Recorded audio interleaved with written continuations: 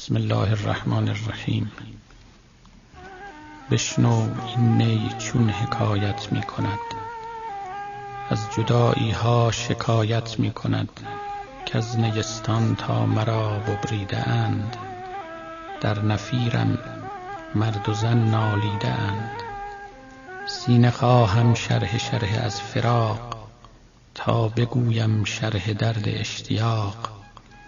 هر کسی کو دور ماند از اصل خویش، باز جوید روزگار وصل خویش. من به هر جمعیتی نالان شدم، جفت بدحالان و خوشحالان شدم. هر کسی از ظن خود شد یار من، از درون من نجست اسرار من. سر من از ناله من دور نیست، لیک چشم و گوش را آن نور نیست. تن ز جان و جان ز تن مستور نیست، لیک کس را دید جان دستور نیست.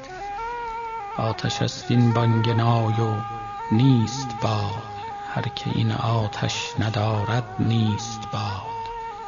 آتش عشق است کاندر نی فتاد، جوشش عشق است کاندر می فتاد. نی حریف هر که از یاری برید، پرده هایش پرده های ما درید.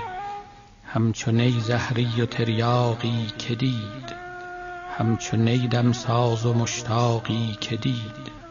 نی حدیث راه پرخون می کند، قصه های عشق مجنون می کند. محرم این هوش جز بیهوش نیست، مر زبان را مشتری جز گوش نیست. در غم ما روزها بیگاه شد، روزها با سوزها همراه شد. روزها گر رفت گو رو باک نیست، تو بمان ای آن که چون تو پاک نیست. هر که جز ماهی ز آبش سیر شد، هر که بی روزیست روزش دیر شد. در نیابد حال پخته هیچ خام، پس سخن کوتاه باید